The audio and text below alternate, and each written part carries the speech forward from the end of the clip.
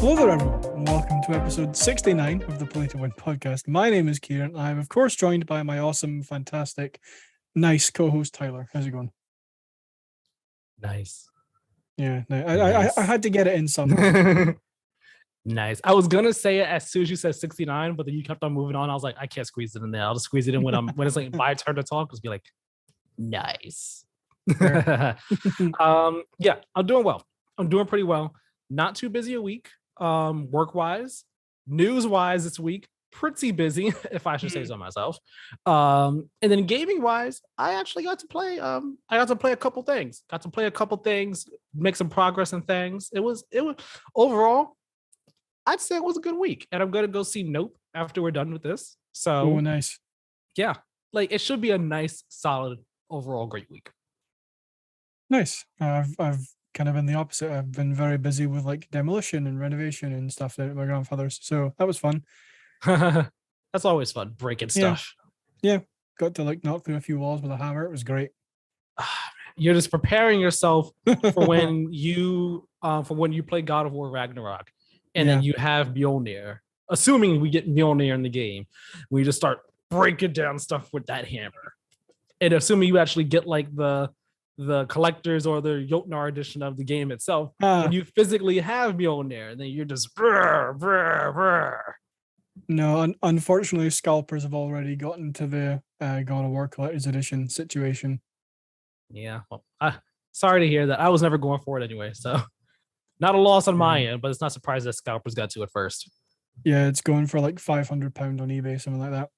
That's also not a surprise. Yeah, people gonna want that thing. Exactly. But this is the Play to Win podcast, a show where we break down the week's biggest gaming news through in-depth discussion. Subscribe on YouTube and take the notification bell so you know when new podcast episodes go live every Monday at 6 p.m. UK, 1 p.m. Eastern. Check them out. They're great. Also, subscribe on podcast services as well. It really helps us out a bunch. And share the show with people. Please and thank you. That helps out a whole lot. Sharing it with others, letting people know about the Play One podcast and all that. Leaving us likes, 5-star reviews. That all helps out a lot with algorithms and views, and I guess having the videos be able to be seen by more people. So all of that really helps. It's all very much appreciated. It is very much appreciated. This week, we are going to be talking about a few things. We're going to be talking about potential new GTA 6 details, which sound very interesting, the Meta Quest 2's price increase, and the Knights of the Old Republic remake. A little bit of trouble going on over there at Aspire. Yep. But we are going to start by talking about GTA 6 details. This was all from a Bloomberg article, none other by Jason Schreier.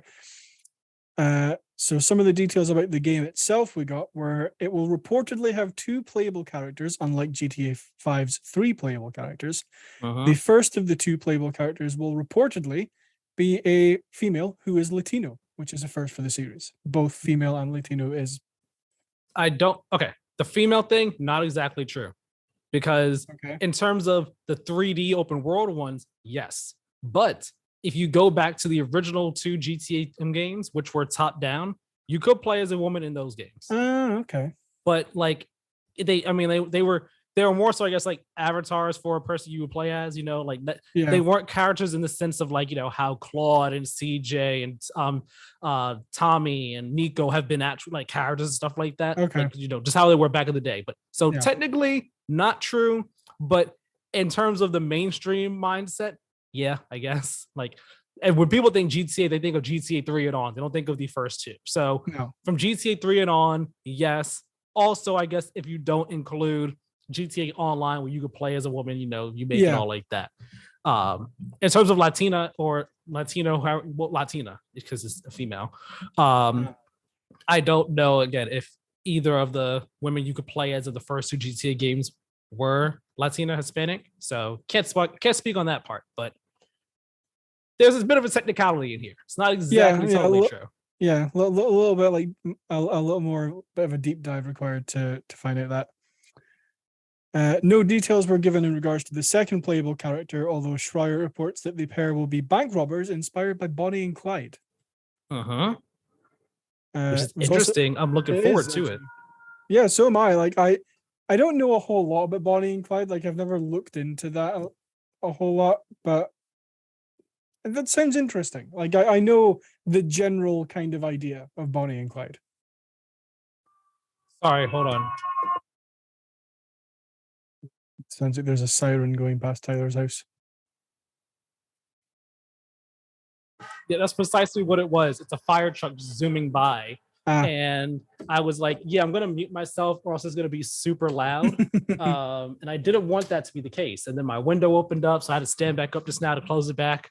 So I'm not like shining like Casper the Ghost in here. You know, it's a whole lot going on. But yes, very interested and intrigued by the fact that we'll have the two characters here. I don't know if the characters themselves are inspired by Bonnie and Clyde or if the story and just like the dynamic is inspired by Bonnie and Clyde. I'm gonna look back because I screenshotted pieces, sections from the article because it's a Bloomberg article, and I know that like sometimes I open it once that I can't go back to Bloomberg for the rest of the week. So where is it? Let's see. Here we go. The woman, I'm reading directly from his piece here. He says, quote, "The woman who is Latina will be one of a pair of leading characters in a story influenced by the bank robbers Bonnie and Clyde." So I guess that the maybe they are maybe the story, since the story is inspired by Bonnie and Clyde, maybe they are, you know, a Bonnie and Clyde type of duo in terms of like actually being bank robbers or just robbers in general and stuff like that. We'll see. Yeah, we will see. It was also said that GTA 6 will start in a fictionalized Miami and will add new cities over time. I see a lot of people theorizing that this could be like a return to Vice City kind of a thing. Yeah, that's been the long rumor. It's been rumored for years that this game is going to be basically going back to Vice City, and then people were wondering, is it modern day Vice City? Is it going to be Vice City back in the original time of the first Vice City game? Because so many people, the reason why so many people like the original Vice City is because it perfectly represented that era in time and all. So that's part of why people have been like, if we go to Vice City, do we want modern day or do we want the classic Vice City? Like, because a whole lot of it is down to that era. I'm guessing this is going to be a modern day take. I don't believe it's been specified whether or not it is, but I imagine that they'll, you know, stay modern day.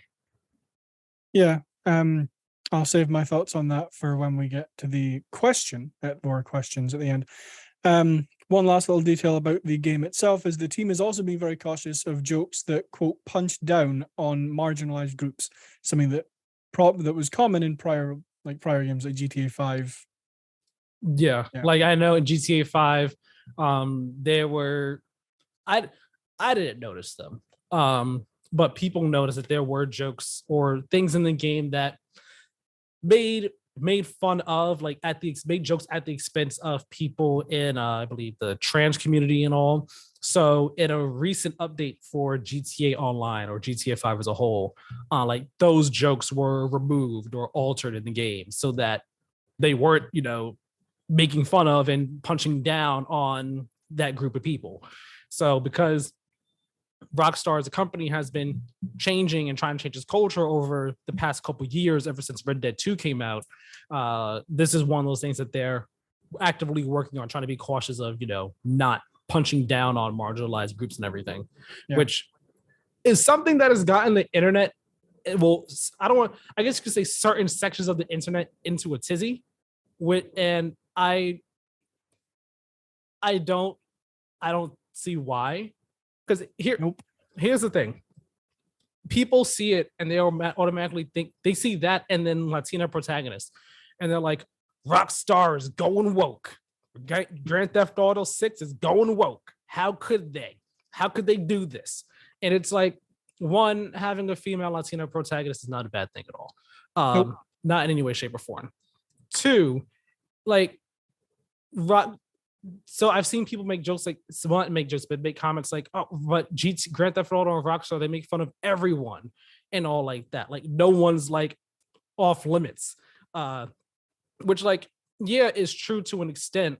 But I guess when you look at some of the jokes, I don't remember exactly what the specific jokes were about the trans community that were in GTA 5. I think it was more so like, billboards in the game, and I think that like dialogue that some of the characters in the game would say, like some of the NPCs. It's been a while since I read the details of it.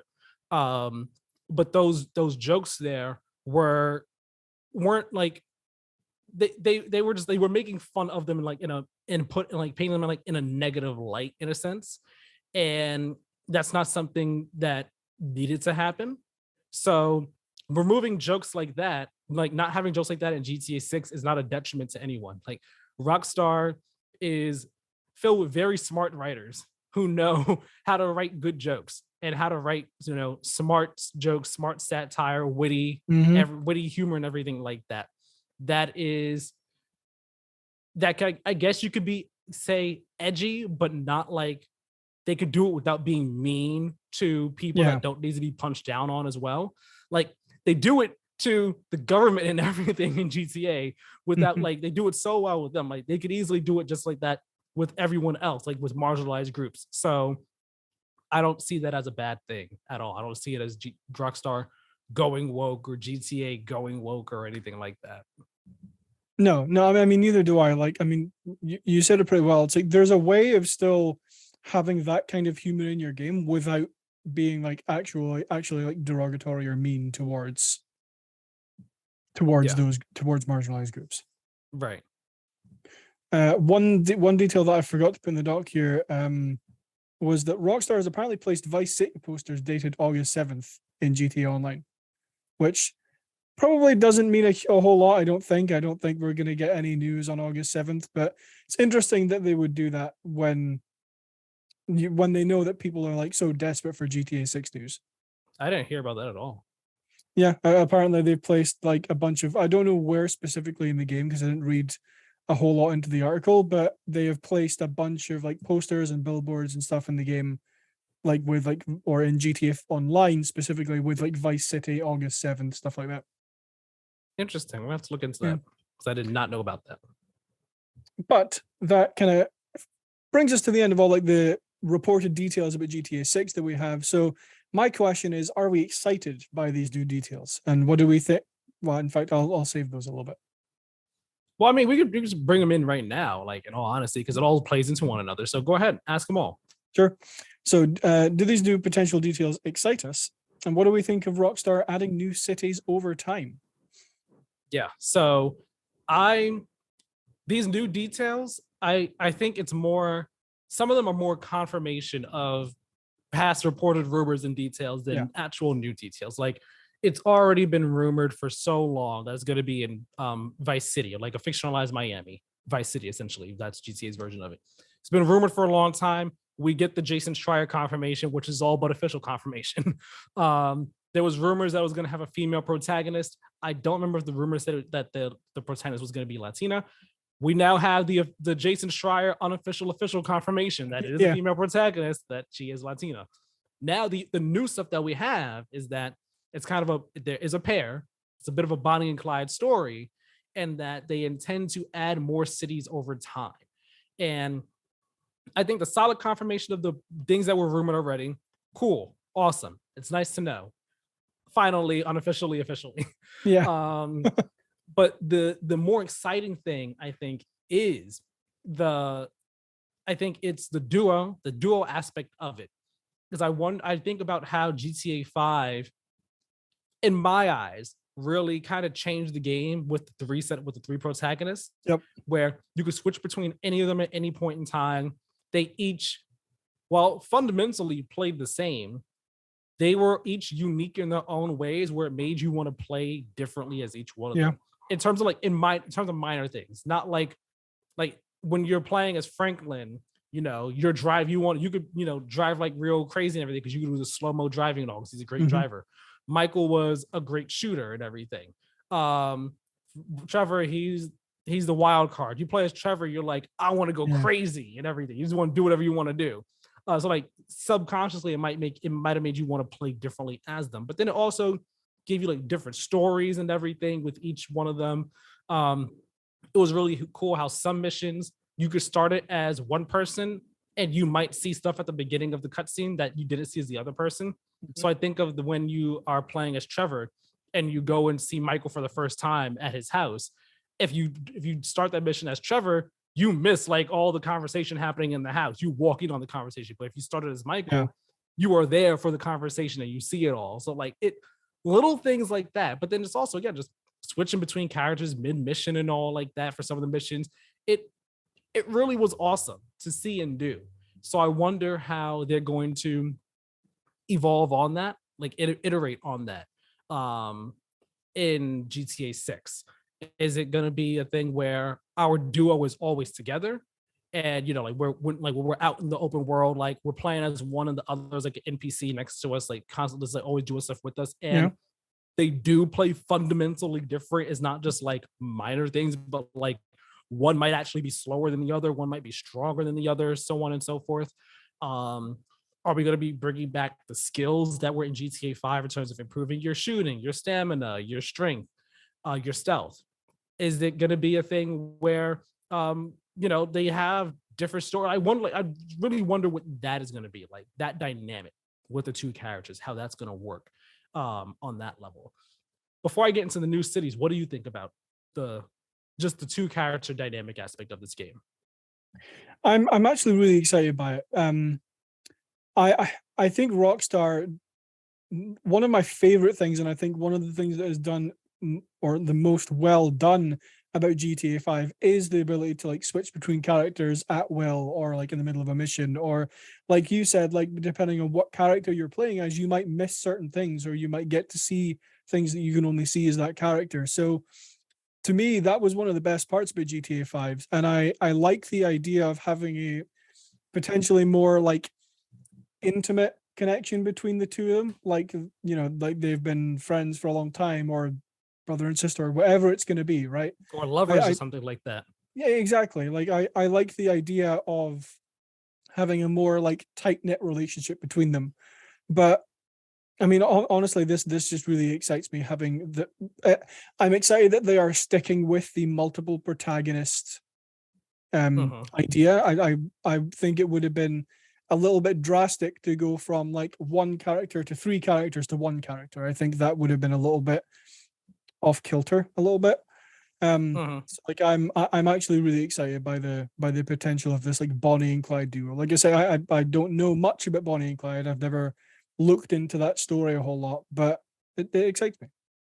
Yeah, I've only thought about the story aspect of it on a surface level of like, oh, okay, bank robbers inspired by them. Got it. So we'll kind of be doing some wild, crazy stuff with them and all like that. Yeah. But I didn't even think about the fact that, as you said, having a duo here in their relationship, whether it be brother and sister, friends, lovers, whatever the case may be, it allows for a more intimate, personal story, in a sense, to be told in the GTA world. And that's not really something that we've really gotten that much. I mean, I've only played through 4 and 5 entirely. I've played a bit of 3, but 3 had a mute protagonist, so I don't know how you can really count 3.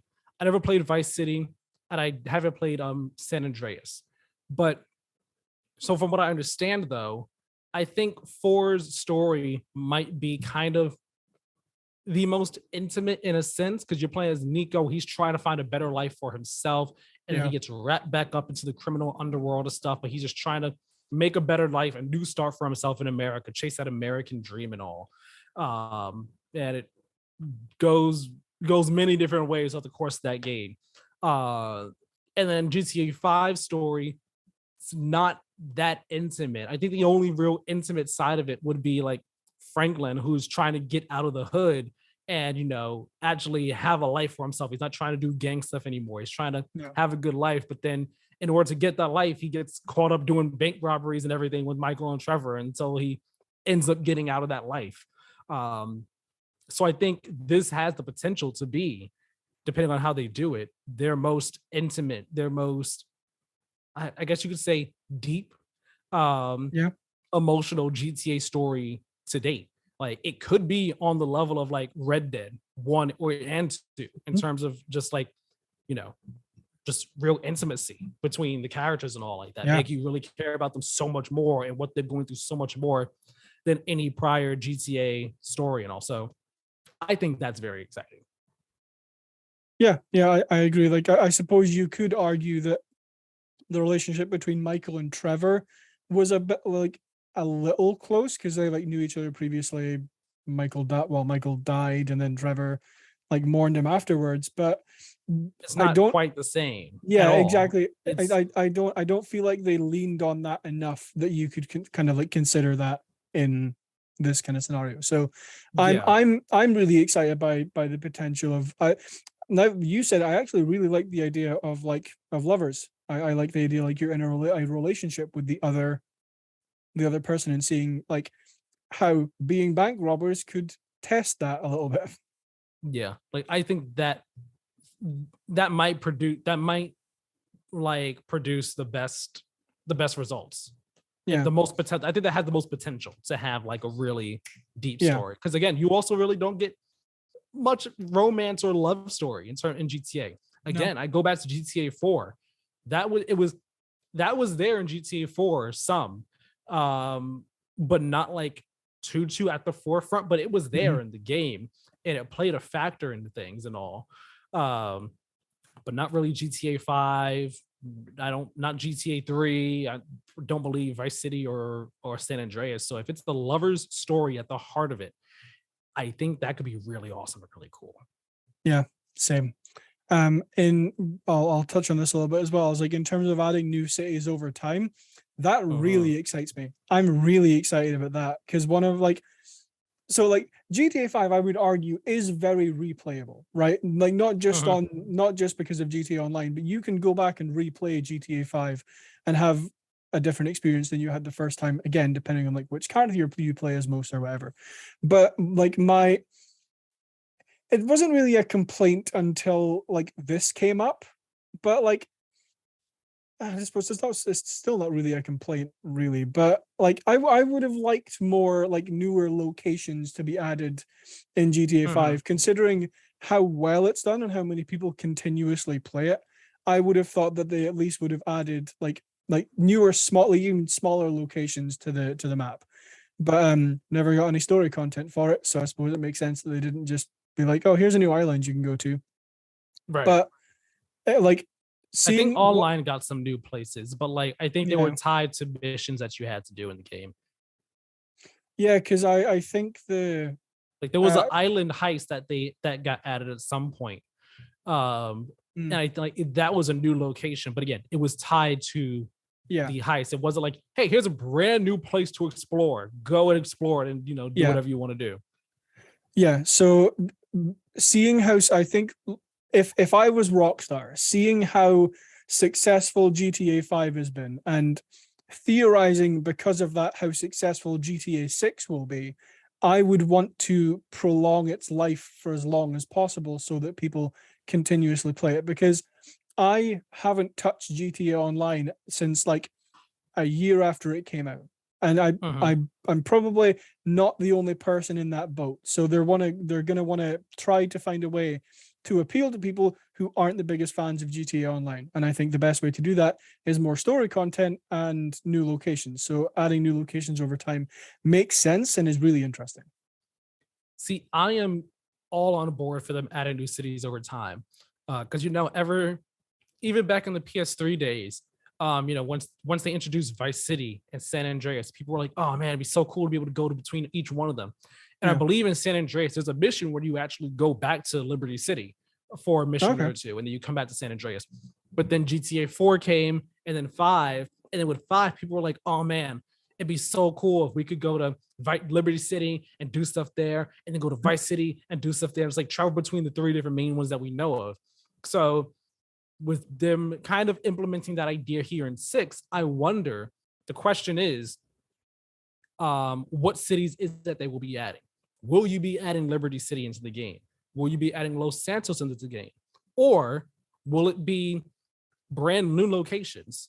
Like, will it be brand new locations to the GTA world entirely? So will it be like GTA's version of Chicago, GTA's version of Tennessee, GTA's version of Texas, for example? Um, and if so, like if we are adding places like that, then are we like are we getting there through just like, hey, we go to the airport and we fly there? Yeah. Or are we going to be adding more so cities that it's like you drive there instead? So there'll be cities that are closer to Miami still in Florida. So it's not just Miami you're in, but you could go to Orlando. You go to no, Tallahassee's not in Virginia, not in Florida. But other cities in Florida. I'm literally blanking on them. I know some, I just can't think of them off the top of my head. But like being able to go to other cities, big name cities in Florida, is that the type of thing that they're thinking of, and not like cities in different states? These are the little details that'll really add up and really make the difference in terms of okay, their vision for adding cities to GTA 6 over time. I would be very happy if they added Liberty City. That'd be awesome. We haven't been there since 2008, but I think I'd be more on board with them adding brand new places we've never seen before to really flesh out the world of GTA. Yeah. Now, the concern, though, that I've seen some people have is they're worried that the game, they're worried that the main game will end up being live serviced to death through the cities. Like GTA Online live is going to be live service, undoubtedly. 100%. Yeah. But I can understand the concern that people have with the main game being kind of live serviced as well. With we'll add just like the main game will have like the Vice City in the main game will be kind of smallish, and then we'll expand that with more cities over time. Like I understand that concern. And I mean, it's been said that Rockstar, they've shrunk down their thoughts and their ambitions for this game, because this is a bit farther down in the doc, but I'll bring it up right now. Initially, they were planning to include large areas of North and South America, but they changed those plans. They kind of reined in their ambitions to just a fictional area of fictional Miami and areas around it. So are they going to try and reach those ambitions after the main game's release? And how are they going to go about that? These are the interesting questions that we have to really think about. But I'm really on board with the idea of a GTA that adds new places to go over time, not just to the online, but for the single player as well, with new stuff for you to do in those places. That's really exciting. Yeah, and I think they could do both. I think they could, in terms of like adding cities that we've been to before and new cities, right? They could say, like they could say, okay, initially we're going to add a few cities like around. So when I picture like a GTA 6 roadmap in my head, they could start with Vice City, if that's what it's going to be, and then they could introduce like a couple smaller areas, and then be like, and our first big expansion is Liberty City or Los Santos or wherever. Or they could do, our first big expansion is this brand new city, and then our second one is Los Santos or whatever it might be. Like I think it would actually be kind of beneficial to do both, because you'll get people coming back for the nostalgia, but you'll also get people coming back to explore this new place within the GTA franchise. Right, exactly. And I think part of it will also come down to what their future plans are for like GTA 7. So like, do they want to what's the word? Do they want to blow their load on like doing it as a addition to GTA 6, or will they rather do it as a full-blown thing in a full-blown new entry in a new game for certain cities? So I could see them having that mentality for like, do we bring back Liberty City here, or do we do the full shebang in GTA 7 on the PlayStation 6 and Xbox, whatever you want to call it, Series X squared, right? Or do we want to do we save Houston, Texas for GTA 7, or do we put it in this one? And if we do put in this one, how to scale do we do it? Because maybe we want to bring it back in the next game. These are all these questions that they're going to be thinking about. Which makes the possibility and the possibility of the new cities really interesting and exciting to think about.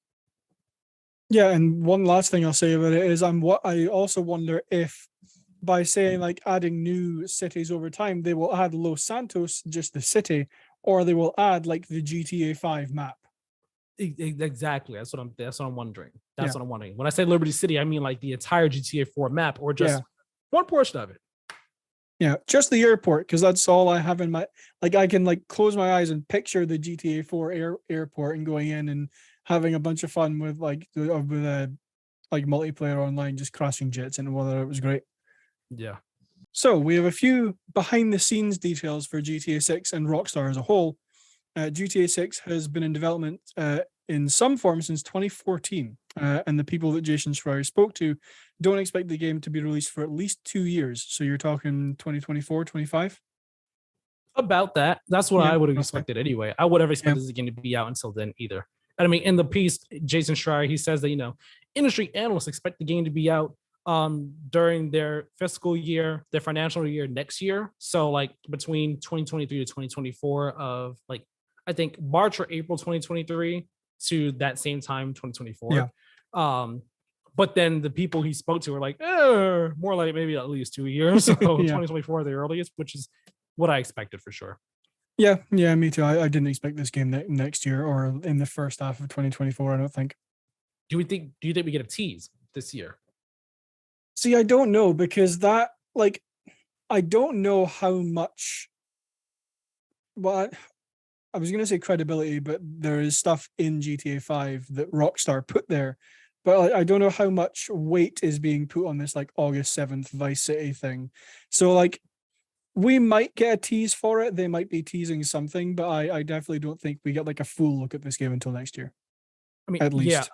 like when I think of tease, I think of like the first teaser we got for GTA 5 or the first teaser we got for Red Dead Redemption 2. Yeah. Where it's just like I remember for Red Dead Redemption 2, they literally just posted a piece of art of just the characters. Yeah. And like the silhouettes, and that's all they had to do. And people were like, let's go. Yeah. I think for GTA 5, I think all they had posted was like the 5 logo. And then people were like, let's go. And then after the, like sometime after that, they released the trailers and stuff. Like the first teaser. So I think that's what I mean when I think like official tease. Yeah. I could see it being this year, maybe, but I mean that again, that depends on when this game is coming out. They're not going to want to tease it too early. If it's not coming out until like end of 2024, I doubt they'd want to tease it that early. So I mean, it depends. We'll see. Yeah. As Tyler mentioned earlier, it was originally planned to include large areas of North and South America, but those plans changed to just a fictional Miami and areas around it. And the development's been slow because of changes that Rockstar has gone culturally to make the company a better place to work at, including a new flexi time policy that lets staff immediately take time off for every extra hour they work. Management has promised that excessive overtime won't be required for GTA 6, and they have added more producers to help avoid time by keeping track of schedules. So it sounds like Rockstar's making some good changes. They are making good changes. It's good to see that they're making these changes. Yep. After Red Dead Redemption 2 and the whole crunch controversy surrounding that game when that came out, it's good that Rockstar is making that, they're putting their money where their mouth is. They're not just talking the talk, they're walking the walk, doing what they can to make the company a better place to work at, making it so that GTA 6 is an easier game to work on than Red Dead Redemption 2 was or GTA 5 was. And that's all we could ever ask for. All we could ever ask for is that the devs are treated well and that they're able to work on the game at a, in a comfortable, in a comfortable state to, make some great stuff. Yeah, so I was looking up just for context. The Grand Theft Auto 5 reveal trailer was posted on the 2nd of November 2011. The game was released on the 17th of September 2013. So it is feasible we could see something from this game this year. Exactly. If it comes out like around 2024-ish, it's not out the realm of possibility. Exactly. Okay, so we are now going to move on to Facebook or Meta or whatever people call them nowadays. I've gotten used to the name Meta, but I still don't like it. Yeah. And their Quest 2 headset, which has gotten a $100 price increase. Nearly 2 years after release, Meta, formerly known as Facebook, parent company of Oculus, is increasing the price of the Meta Quest 2 VR by $100 beginning on August 1st. The base 128 gigabyte model of the Quest 2 will run you $399.99. That's US dollars. And the 256 gig model will come in at $499.99. Yep. So basically $400 for the 128, $500 for the 256. Yep. That is quite the move. I read that. I was just like, you're doing what? Yeah. What are you doing? Okay. But they softened the blow a tiny bit, I guess, maybe. Softened the blow. Yeah. Sure. Meta also confirmed that from August 1st to December 31st of this year, anyone who purchases a Quest 2 will receive a free digital copy of Beat Saber, which, I mean, that's pretty good, right? Like Beat Saber, I'm pretty sure still remains one of the most popular VR games, and I think it's something like $30, something like that. Yeah, sure, but like I don't know if that is like worth having to pay $100 extra. Oh no, like, of course not. That does like that's like a minor consolation prize in regards Yeah. to it. That'd be like if Sony said, "Yeah, we're gonna raise the price of the PS5 from 400 to 500 to 500 to 600, but you will get Spider-Man Miles Morales with it." Like, yeah, I can buy a Horizon bundle right now for, not that price. You got to put Miles Morales in there, which, like you're giving me a game, but I don't think that warrants a $100. I don't think that makes up for the $100 price increase on the system at all. Like it doesn't, because they're increasing the price by $100, but Beat Saber is only worth 30. So where's the extra 70 coming from?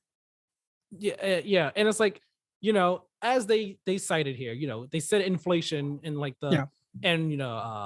costs and everything are the like a factor in the Quest 2 price increase. You mind if I read the quote here that we have? No, go for it.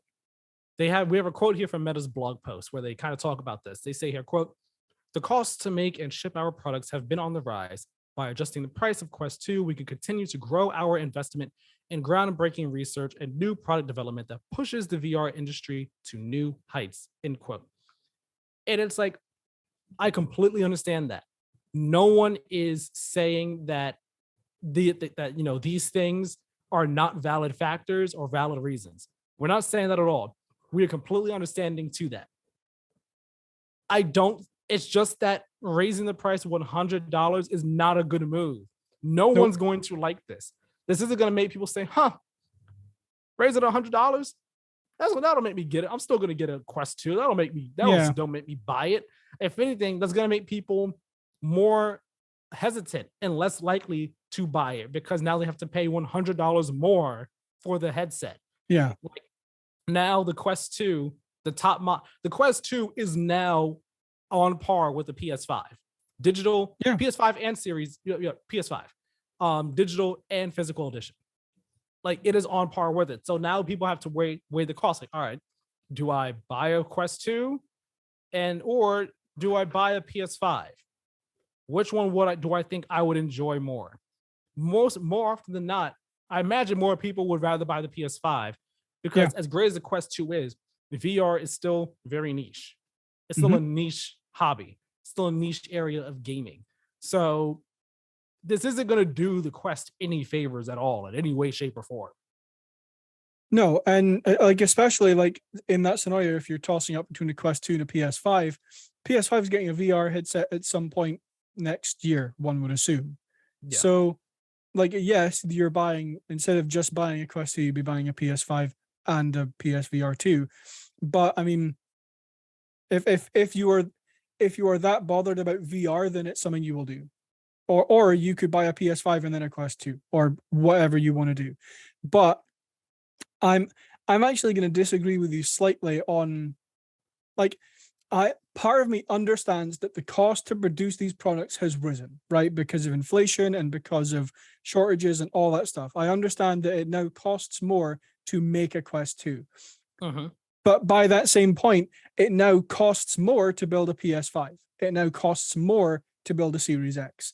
So why are their prices not increasing by $100? When, like, I'm fairly certain, just give me a second, Meta value. See, and here's the thing. I'm not saying that that like, oh, your prices are raising and like, it's okay, we get it. That's what you need to do. Yeah, I'm not saying that. I'm like, they're raising their prices. I understand the reasons why they're raising their prices. I'm sympathetic to the fact that, yes, it costs more money to make these things, so you have to make them more expensive.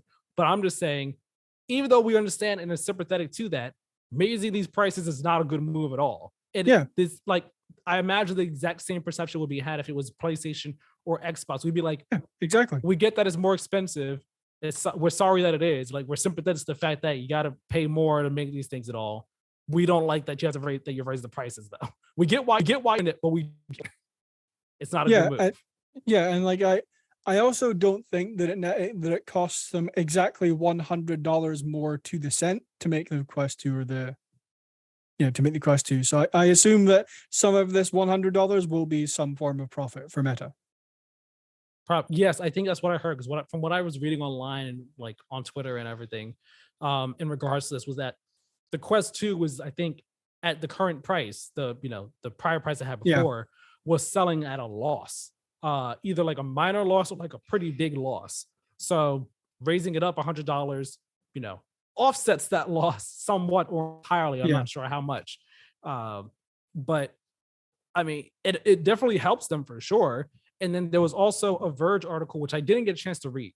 But there was a Verge article that I think had gone live earlier that day, highlighting like a bunch of cuts and things and issues that Facebook was having in terms of like money and all like that. And this kind of plays a factor into that whole story. It's the whole narrative of what's going on over there at Meta and their financials and stuff, considering that recession is imminent.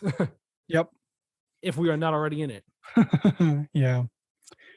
Meta also teased its quote ambitious VR hardware roadmap, saying they still plan to launch their upcoming Project Cambria later this year and will release quote new generations of the Meta Quest end quote in the future. And despite the $100 price increase, the Quest 2 is still the most affordable VR headset on the market. We'll see about that. Well, I was going to say we'll see about that when the PSVR 2 releases, but we'll talk about PSVR 2 a tiny bit later because we got some new deals about it. We'll talk about that a bit during the brief mentions. But one thing I saw, I forgot who it was. It might have been Parasoli, or he might have been responding to someone else about all this, was the fact that the PSVR 2 almost certainly cannot be more than $500 now. No. And like we've talked about this before. Like I always figured they were not want to charge more than $500 for it because you need that and a PS5 in order to be able to use it, period. So it's already at $1,000 investment right there. Any higher than that, and like you're really turning people off from it. But we know the PSVR 2 is going to be expensive in some capacity. So like the PSVR 2 is primed to eat the Quest's lunch. Like just in terms of the quality of what we're getting from it, it's primed to eat its lunch. The big negative, of course, it's not a standalone headset. You need the console to use it. That is the big negative and the giant plus that the Quest will always have. But I mean, depending on what the PSVR 2 ends up being, the Quest might still be the most affordable. It might not be. But even if it is, it might lose out on the quality aspect because of what PSVR 2 will could potentially end up offering. So the affordability might start to lose some weight.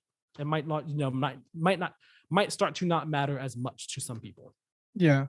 I'm going to argue that even when PSVR 2 launches, the Quest 2 is still going to be the cheapest because you have to spend $500 in order to just be able to use the PSVR 2.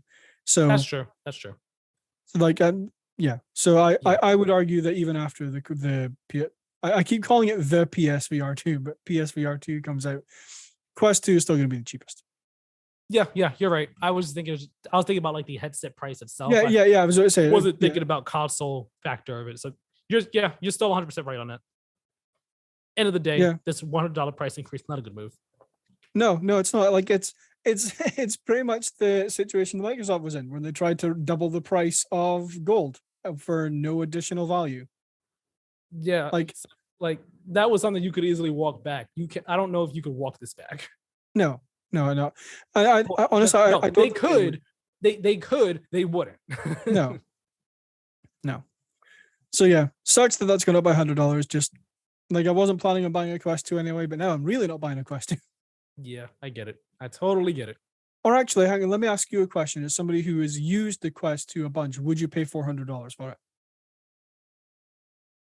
I don't know because I was very hesitant to spend $300 on it.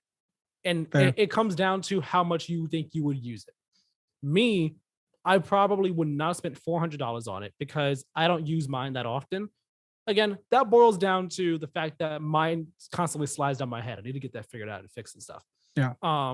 At $300, I was very much more inclined to do it, but I was always of the head mindset of how much am I going to use it compared to my other console. It really depends on how much you think you will use your VR headset. If you are super into VR, then $400 might not be that bad. I would have spent $300. I'm not sure how much I would feel about $400. Yeah, and I'll tack on a little bit to the end of this conversation. Is I would say that the Quest 2 is like, you know how if you're like really into a hobby, you'll have like the entry price to get started versus how much somebody spends if they're a professional in that hobby or they're really into it, right? Yeah. I would say that the Quest 2 is more like the starter VR headset, because if you're really into VR, you're probably going to be buying something like a Vive or the Valve Index. Yeah, Index. So and that's assuming that's if you're doing that, you're into PC gaming and everything. You got the rig for it and all. Yeah. So I like, even bearing that in mind, in my opinion, the Quest 2 is kind of like dipping your toe in the water in terms of VR. Kind of like a try before you buy sort of a scenario where, like, yes, you're still spending a bunch of money on the Quest 2. But if you are really into VR, or you get the Quest 2 and you really like VR, then you would probably spend more money on a more professional VR headset. True. Yeah. Still sucks. Still a bad move. Shame on you, Matt. Okay, so our final news topic, or main news topic of this episode, is the Knights of the Old Republic delay. This is our second Bloomberg report by Jason Schreier of this episode. You got big scoops this week. Exactly. Aspire's Star Wars Knights of the Old Republic remake, a remake of the 2003 RPG by Obsidian, has reportedly been paused indefinitely. The remake, which was announced last year, was planned for a 2022 release, was recently shown to production partners Lucasfilm and Sony in a demo that was finalized on June 30th. Afterwards, Aspire told staff that the demo wasn't where they wanted it to be and the project was being put on pause. Yeah. So real quick, I just want to say, I didn't remember this was supposed to come out this year. I thought when it got announced, it didn't have a year. It's in the works. The fact that it was supposed to come out, planned for 2022, and we saw only what we did, that was never coming out this year. No way it was ever going to come out this year. No, and a clarification that I don't know if I have to make, but I will, just in case I do. I don't know if it was ever publicly said that it was planned for 2022, but in the article by Jason Schreier, they said that when Aspire spoke to Lucasfilm and Sony, they had planned for a 2022 release. Yeah, I saw that, but that's why I did it. I saw that. I was like, interesting. I figured that was internal because I did not remember ever hearing publicly like it was supposed to be this year. But even still, the fact that they were internally planning it for this year sounds crazy. Especially when we hear the other details about the game and all. Mm-hmm. Yeah. So after that June 30th demo, the following week, Aspire terminated design director Brad Prince and art director Jason Miner. No reason has been revealed publicly, but Miner hinted on Twitter that his firing was unexpected. That's interesting. Developers of the Knights of the Old Republic remake said now a more realistic release window would be 2025, which is a 3-year delay. I mean, that's when I figured it was going to be coming out anyway. Yeah, so I figured it was going to be coming out 2023 at the earliest, more realistically sometime between 2024 anywhere from 2023 to 2025 at the absolute latest. That's what I was thinking. Yeah, I would never have thought it was this year, considering it was announced last year. Mm-hmm. So, I'm happy they now have the more realistic window that I always had. I'm happy that the ambitions are kind of more in check. I'm looking back at the Bloomberg article myself because screenshots said, I'm never sure if I can always reopen it again. I'm looking, and reading here as to what happened after the firings and everything, and after they show the pitch demo to Sony and Lucasfilm and all. Yeah. I've got a quote here I'll read saying, quote, Aspire's studio heads told staff that the vertical slice wasn't where they wanted it to be, and that the project will be paused, according to two people who were in the meeting. One person familiar with the discussion suggested that a disproportionate amount of time and money had gone into the demo, and that the project's current course wasn't sustainable. Another point of contention may be the timeline, and then that's where you get into, what you said and all like that about it being pushed to 2025. So it's one of those things where I saw a lot of people online saying, Aspire, the team that's only done ports of older games, doing a full-on remake of this. What if Thumbgate would have ended up in this situation? And I feel like that could be a realistic way to look at it. It could also be a cynical way to look at it. Looking at like, we should have expected this from these guys over here. Yeah. Like I'm choosing to look at it as the game was just not shipping out the way that it needed to, the way it wanted to, and too much money was spent, and they need to get their ducks back in order before they can get back to this game. Now, the question really comes down to, do we think, aside from just the release window, do we think this game ever actually comes out there? I mean, I would say yes, but like I'm also not super familiar with the like development cycle of something like this. But considering this is like the first piece of trouble we've heard from this game, I think I can't remember if we've heard anything else, albeit a very big piece of trouble that's coming from this game. Mm-hmm. I would still say that I'm confident this game is going to come out. It might just take a little bit more time than they were initially planning. Like if it was in like what's a game that like Vampire the Masquerade Bloodlines, yeah. If it was in that sort of situation where it had been delayed numerous times and like the development had shifted between studios and stuff like that, then I might be more, I don't think this game is coming out. But because, again, to the best of my knowledge, this is the first bad thing we're hearing from the development of this game, I would still say yes. I'm not sure. I can go back and forth on it. Like, I would like to think it will. I would like to think that, after they get some more money and all, that they can go back to it and then it'll be out in 2025. But part of me is thinking that when they're saying, oh yeah, we'll just get new contracts and get more money and then we'll get back to the game and all.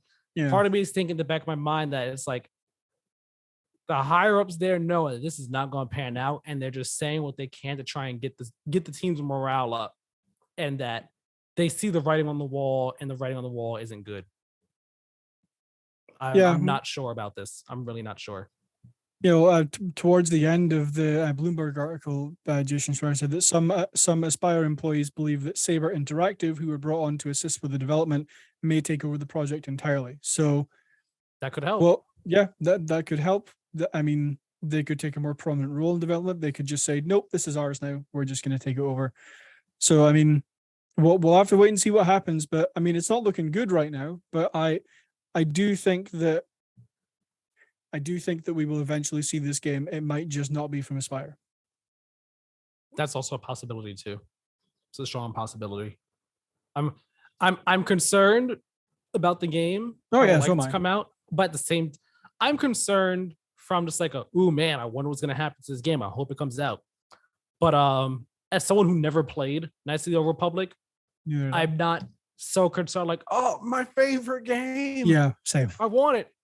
I'm more so concerned from a outsiders and looking in just development behind the scenes standpoint. I was like, ooh, what's going to happen? What's going on with this? I want to know the details. Yeah. It's going to be like the story, if this game ever comes out, or if we ever get more details from Jason Schreier or a Schreier-like person, the behind the scenes expose will be fascinating. And I'm very intrigued by that. Mm-hmm. Like, that's what I want to know. Like, what is going wrong behind the scenes? Yeah. Yeah, and I would also be very interested to read something like that, but we will have to wait and see. As always, play to win. Wait and see. I feel like I should get that like tattooed on my arm here. Don't do that. Don't do that. That would be like top 10 tattoos you regret. Yeah, probably. Don't you ever do that. Okay, that will conclude our brief mentions for. Sorry, nope. That will conclude our main news topics for this week. Wait, I haven't really? even started those. Haven't even started the brief mentions yet. We're going to get into those right now. Starting with, Sony has revealed some of the new features coming to PSVR 2, including a see-through mode, creating a play space, and a broadcast mode while in VR, which I think is a really cool feature. I think being able to, well, actually, do they mean like you can like stream on Twitch while you're broadcast? While you're that's playing? yes, that's what they mean, streaming. Yeah, then that's So- great. That's awesome. Yep. It's like they actually dropped this info, I think the morning of, or like it was the same day as the Quest 2 news that happened. So it was just like it was that morning. Yes, they announced this that morning. So it was like, oh, cool, PSVR 2 stuff. Meta's like, hold my beer, we're gonna raise our prices. Just like, what? But this is super cool. Like it shows more and more that Sony is taking learnings from what the Quest 2 does. The see-through mode that the Quest 2 has, the PSVR has it. And like on the blog post, they have actual pictures of it, of like what everything looks like in the see-through mode, black and white, just like it is on the Quest 2. They're creating a play space. It's just like on the Quest 2. Like you move the camera, you move the headset around while it's on, and like it kind of highlights things in your area and in the space you're in.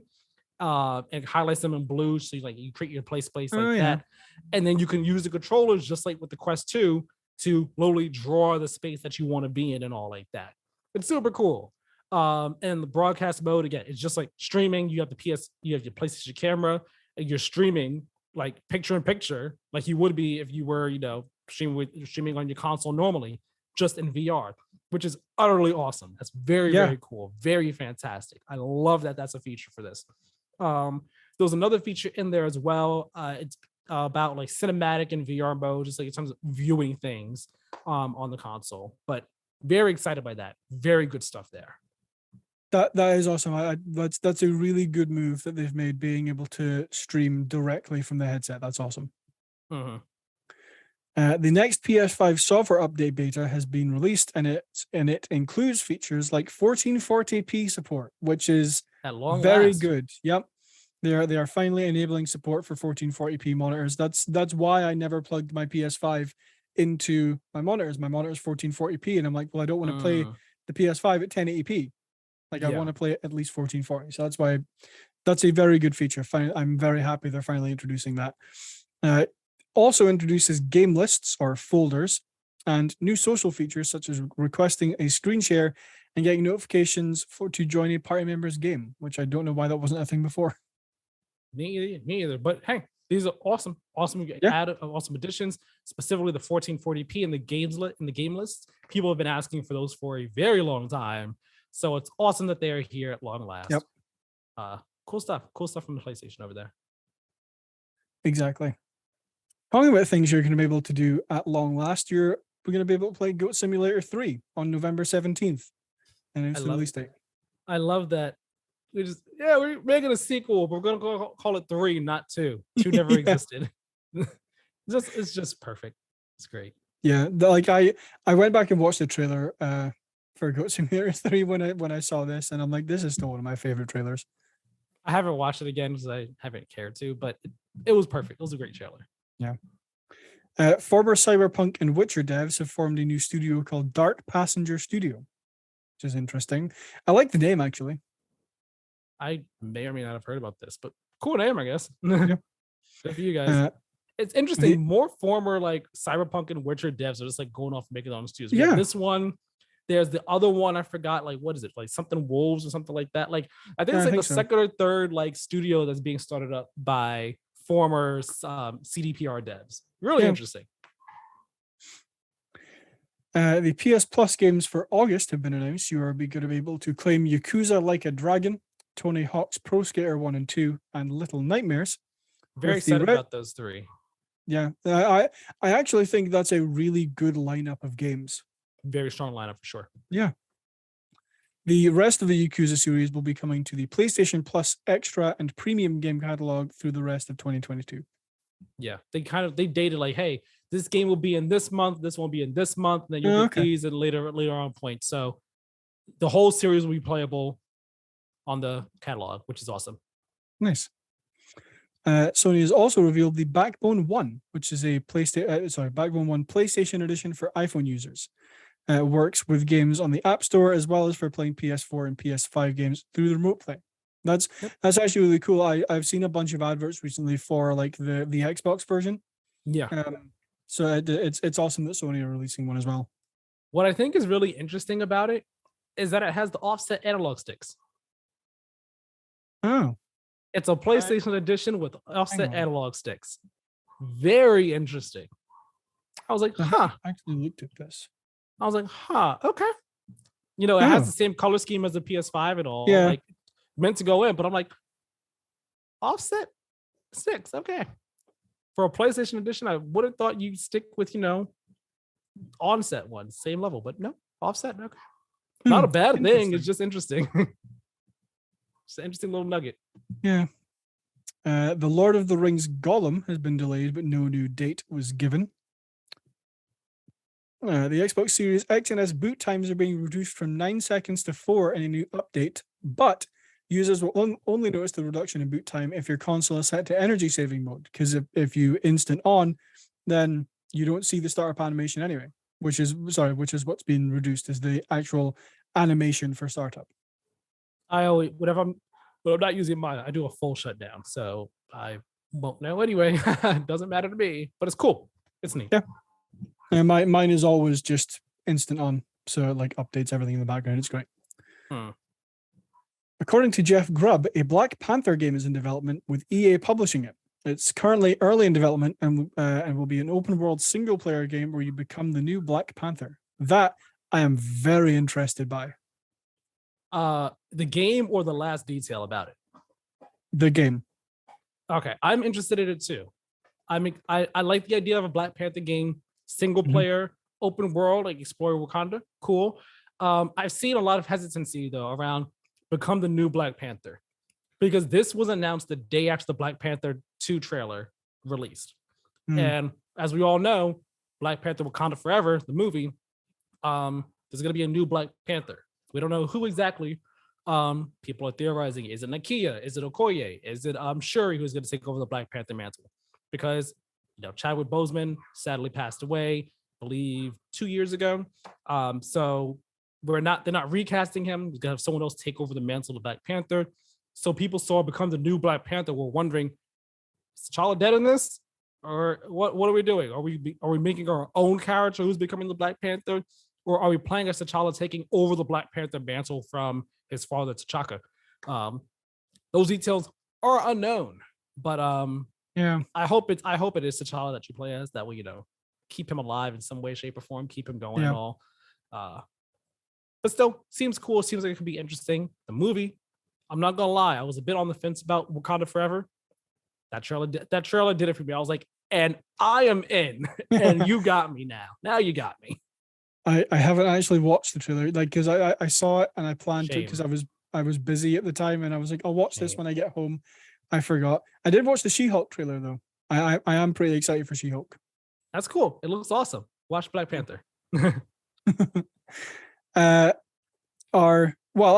I have a brief mention to tack on at the end of my brief mentions, because Tyler has one. But before that, Wave 2 of the Mario Kart 8 Deluxe Booster Course Pass has been revealed. It releases on August 4th, and something I saw on IGN, it will include a brand new map. Yes, one of them is completely new to the game. It's called Sunday Sky or something like that. Basically, it's ice cream. It's like ice cream themed in the sky. It's super cool, super neat. It's also coming to Mario Kart Tour as well. So it's using Mario Kart Tour assets, obviously, for sure, since it's coming to Mario Kart Tour as well. I am excited about this. Waluigi Pinball coming back in this game. I liked Waluigi Pinball on the DS, so looking forward to it coming back now. I'm hoping that we get Wario Stadium in the future. I'm hoping that we get Daisy Cruiser in the future. I hope we get Delfino Plaza in the future. And I hope we get Double Dash's version of Rainbow Road. Give me those 4 and I'm down. I'm happy. I'll be a happy camper. They could all be in one pack. No, probably not. Probably not. Okay. My last brief mention is something that I forgot to put in here, but something just popped up on my phone that reminded me of it. Do you remember Evolve? I do remember Evolve. apparently the servers for that have come back online randomly, and no one knows why. I wonder. I don't understand why either. I've seen the game is long dead at this point. Yeah, I'm fairly certain the game got shut down in 2017, 2018. That would make sense. Be like 3-4 Something like years after that. the game had come out. Yeah, came out in 2015. So yeah, 2017, Oh, it was 2018. 2015. I thought it was 2014 game. No. But yeah, the peer-to-peer servers have come back online. I downloaded it again I haven't played it yet, but I've downloaded it again this morning because I actually really like that game. I like the concept. I never played it, but I like the concept of it. It seemed neat. Yeah. Tyler, you have something you want to talk about? Yeah. So the final brief mention here, the Nier Automata community. Y'all had a crazy wild week this week.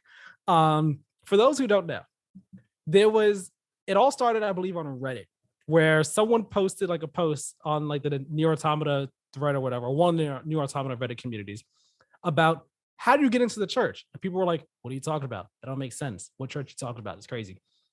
And then they posted, I believe, a picture or a video of them entering this door that's in this area called the copied city. That's like basically a late game area of the game, like pretty late game.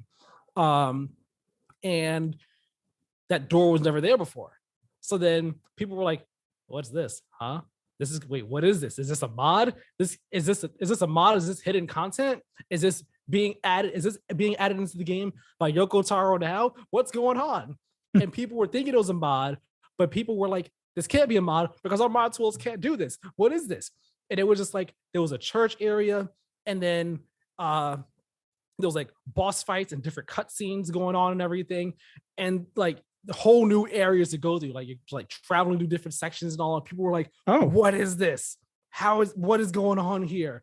Is this hidden content? Is this new stuff? What is happening? Is this a crazy marketing scheme for Drakengard 3 or for a new Nier game? What is happening? And then they got to like this final big open area. You see like these giant figures of people like in the air. People were like, what is going on? What is happening? This isn't hidden content anymore. What is this? And then it finally all wrapped up. It is a mod, but it was basically a kind of like a long teaser demo of sorts for brand new mod tools for Nier Automata that 3 people had worked on. 3 people made these whole mod tools and were showing it off in this forum. And they're like, yeah, sorry, we didn't mean to like get everyone crazy hyped for like start a whole conspiracy theory and everything and all. We wanted to like, just like basically announce, these are new mod tools that we've created for the game. We're going to be putting them out there for everyone to use and mess around with yourselves and all. So have fun. Thanks for enjoying all this though and everything. And like people in the community were like, if it's a new game, it's a win. If it's mod tools that can do this, it's a win. Either way, one way or another, we win. It's been absolutely fascinating to watch this play out. And I'm not even gonna lie, maybe I want to pick up Nier Automata and start playing it again. I'm not even gonna lie, just watching all that play out. So cool, so fun. I love it. I love seeing stuff like this. Yeah, a game in my long list of games I still need to finish. Yes. I was thinking about this week. I was like, he only played like the first like 15 minutes, and he did that through xCloud. Like, doing yourself a disservice here. Doing yourself a disservice. So that's going to wrap up all the news we have for this week. So we're going to move on to what we've been playing. I'm going to go first because I have one thing that like I don't have a whole lot to talk about, and it's not necessarily something I've been playing. It's something I've been watching. Okay, I see. Tell us about it. So I have watched, I think, the first 3 episodes of Halo since like Paramount Plus. I mean, it came to the UK maybe a month or so ago, I think, something like that, and I've just gotten around to watching it now. But I am, like I say, 3 episodes in. I'm not like loving it so far. It's not bad. It's not terrible. Like I'm going to continue watching it, but I can already tell it's like, so like when I watched The Witcher, after like as soon as I watched the first like 1 or 2 episodes, I was like, this is a show I'm going to watch multiple times. And like I have watched The Witcher, I think 8 or 9 times since. But Halo, so like again, it's not bad. I'm somewhat enjoying it, but I can already tell it's like it's not a game. Not a game. Not the show I'm going to watch again. But like, if a second season comes out, I'll watch a second season. I'm not overly. I don't know who plays Chief Master Pablo Chief. Schreiber. Yes, I'm not overly sold on him as Chief. Like, he's not doing a terrible job. I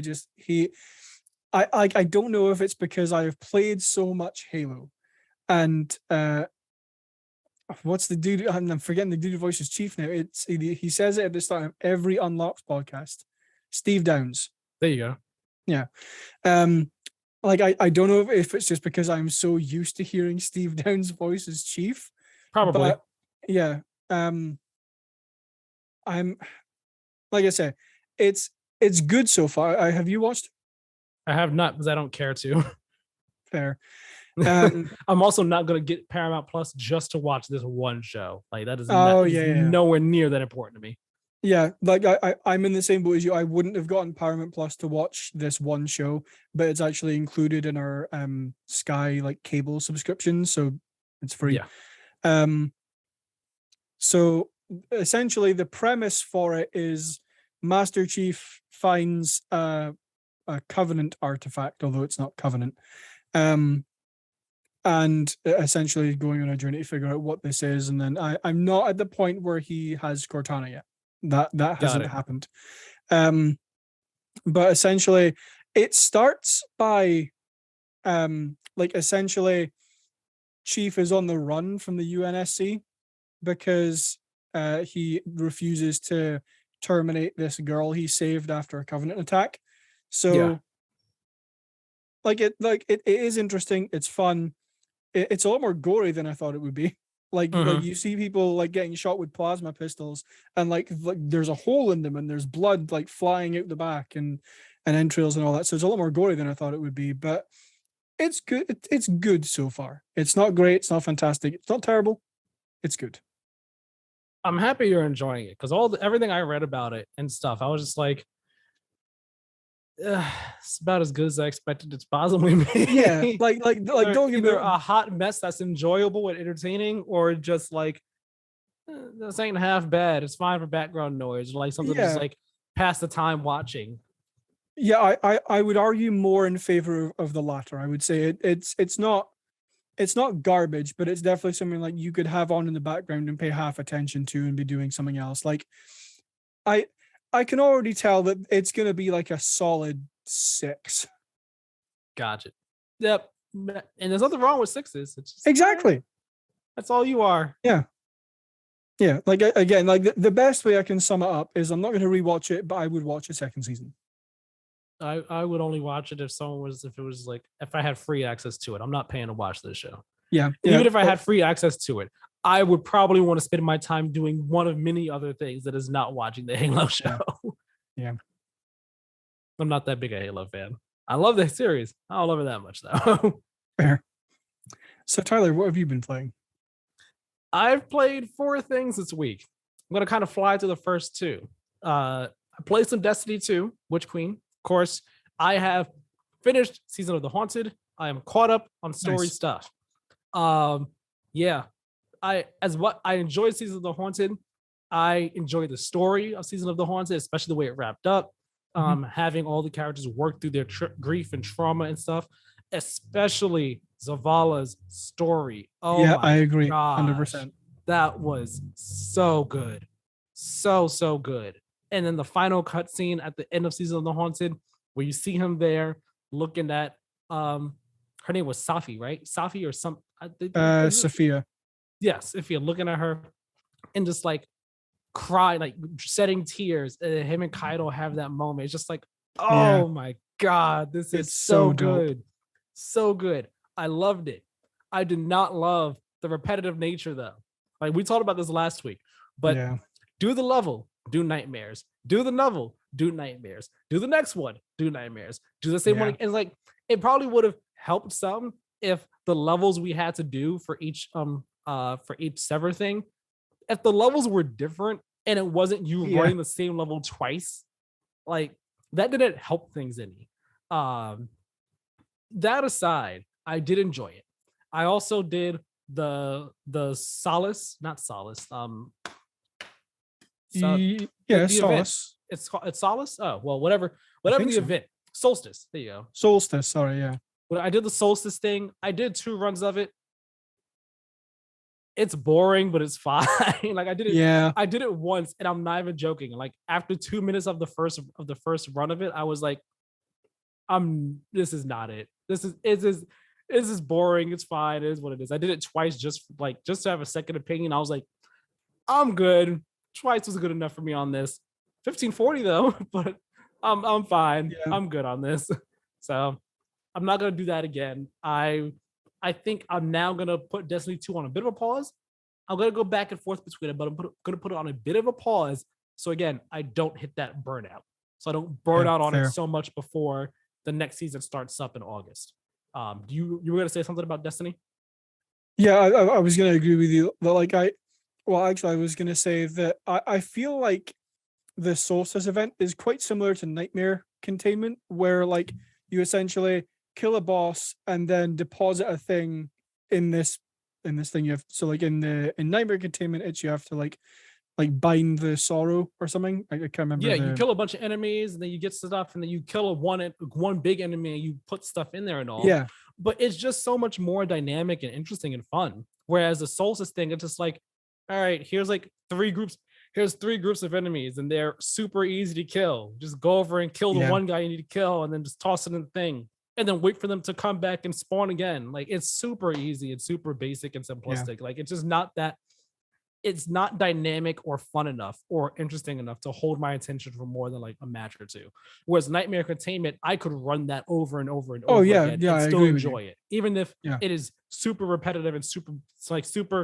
It is repetitive, but I think the challenge that it brings, it just makes it so much more interesting and exciting. Yeah, I kind of feel the same way about the Dares of Eternity as well. I think Dares of Eternity is kind of on the same level as Nightmare Containment and not Solstice, because yes, it's repetitive and it's kind of the same every time, but it is genuinely fun to do, and there is like a bit of a challenge each time you have to do it. Right. But I was also going to say that I have also put Destiny 2 on a bit of a pause right now, just because like I don't really have anything that I want to go and do in it. Like I don't really want to go and do the Solstice event. Like I think I'm the same as you. I think I've done it twice, and I was like, I'm good, cool. And then all the other like missions I have, the only thing that I have yet to do that I would go back to Destiny 2 for right now are raids. That's the only thing that I would go back and do. But other than that, it's kind of on pause for me as well. Yeah, I still have like preservation to do. I still have more of the mission boards to do. The Wellspring I haven't done yet. There are things for me to do. I haven't even jumped in the Crucible at all since I came back to the game. I haven't done Dares of Eternity yet. So there's stuff for me to do in it. But I'm just like, all right, I've caught up. Let me put you on pause like a few days. I'll come back to you, but I want to put you on pause. I also want to try and get my light up as much as I can before the next season starts. Try and get to the battle pass as much as I can as well. The season pass as much as I can too. Yeah. So I just want to put it on pause for a few days, take a break from it. That way I don't burn myself out so crazy fast and all like that. The way I'm taking my break, Tales of Arise. I went back to that this week. I finished off the second realm. Super cool. Done with that. That boss fight, I almost lost that boss fight at the end of the second realm, because the boss has this move where he basically has this spell that is going to happen. You just have to try. Like the first time he does it, he has a spell that's going to happen, and I think you can stop it if you kill each of like these 3 visions of him, like these 3 illusions of him that are around him before he finishes it. But I couldn't beat them, so I got hurt by it. It does a lot of damage. But then you enter basically the final phase of this fight. And what I believe is the case is he does the move over and over until you die. Oof. So he did it once, and I was like, oof, all right, I survived. But then he started up again. I was like, no. Demolish him, finish him off, hit him with everything we have. Because I was like, if I don't finish him off right now, I don't know if I'm gonna make it to the second version of this attack. But we did that. I'm at the third realm now. Third realm is beautiful. Love the look of it. Enjoying the game. It's still fun. It's still really cool. Still really enjoying the story, and where it's taking me. So I'm back into that now. I'll be going between that and Destiny, but I think I'm going to stick with Tales of Arise for a couple days right now, just to really make more progress in it. But then I played 2 other games this week. One I played a tiny bit last night, and the other I played over the weekend. I'm going to talk about the one I played last night, that being MultiVersus. And MultiVersus is quite an interesting game. You go ahead and start the video, Keiran. Cool. It is, as we all know, it's basically WB's version of Smash Brothers, with all their WB characters, whether it be Shaggy and Velma, Batman, Tom and Jerry, Bugs Bunny, and so on and so forth. Just giant WB crossover at all. Free to play, so anyone can access it. It is an open beta right now, so you could jump on in. And I was like, okay, I like Smash. This could be fun. It could be cool. I'll give it a try and all. And the way I walked away from it is that I don't really think I like it that much. Okay. Part of, and that really comes down to the way the game plays. I'm not sure if you could tell, because right now in the gameplay footage, the first few minutes of this is just me messing around with a few characters in the training area that they call the lab. Basically, this was me when I first started playing, just to get a handle on the game, how different characters control, how different characters work and all. And then after this, I have like footage of 2 actual matches I did online. The game feels sluggish and slow and stiff, as opposed to Smash, which is far more fluid, nowhere near as sluggish as this is. So the game basically, everyone, you have your neutral attack, which is with, at least on PlayStation, it's with square, you have your neutral attack. And then if you do square and, it's the side, up or down, you do like your smash, I'll call it that, like your smash attacks. And then you have your special attacks, again, also neutral special, and then special up to the side or down, that you do a triangle. Similar to Smash. The thing is, some of your specials, they are on recharges. So when you saw me playing as Wonder Woman before, if you do her down special is a shield that she does, and it puts like a bit of a shield around you. That's on a recharge though, so you can only do it once, and then you have to wait a bit for it to recharge again. And any abilities that have the recharge, they appear under your character, and then you just see it slowly recharge up. So that's on a recharge for her. Also, her lasso, I believe, is on a bit of a recharge too. That's kind of like what makes MultiVersus a bit unique. And these moves all play a factor into the game's more team-based dynamic, because every character fulfills a different role of sorts, right? So Wonder Woman, I believe, is like a tank type of a character. Then there are assassin type characters like Arya. There are support characters like Velma and Steven Universe. And each character, they fill different roles. So support ones are more so meant to, they can fight for sure, but they're more so meant to help out your teammate in a fight and all like that. The tank ones, they're more meant to, just deal damage and take some good damage. The assassins, they're really fast and all like that. And then there are experimental ones too. I believe Jake is experimental. LeBron James is experimental too. I used him a bit in the training. I don't think I have him in the footage here. But so everyone has their own different roles, and that does make the game unique and all. But that does put a whole lot of the focus on the 2v2 mode at the core of the game. Like the roles really don't play much of a factor if you're playing 1v1. Like it is at the core of the 2v2 mode, which is cool and all. But I feel it's a bit of a lot to try and keep track of and all. Trying to keep track of, all right, what moves of mine have the cooldowns, what moves of mine work well with my teammate. All right, my teammate's playing as this person, maybe I should play as this character to really synergize with them and all and stuff. So it's a lot to keep track of. There are also perks you can unlock for your different characters. As you play as a character more and more, you grind with them, you unlock different things for them, such as different costumes or like I think banners and all. But you also get perks for your character too that give you hey, a 5% to damage for you and your team if you have this perk equipped and all. That adds more depth, but it also makes it really grindy and all like that. It's a lot to keep track of. It's a whole lot to keep track of. It's not as simple and pick up and play as Smash is. Smash, no matter what, you can pick it up and play it, and it's straightforward how to play the game, how it feels. Yes, there are the items that add like dynamic elements and all, and some of the stages are dynamic too. But the core gameplay of Smash is simple pick up and play. Even if some characters are like a bit more nuanced than others, it's pick up and play. You don't have to think about, all right, I did this move, but I have to wait a bit for it to recharge, or what perks do I want to put on my character, to make to do the best for my character and my team and all. It's a bit of a lot to keep track of.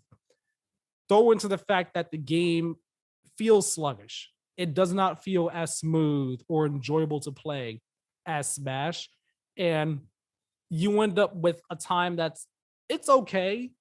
It's not bad, but it's not the greatest either.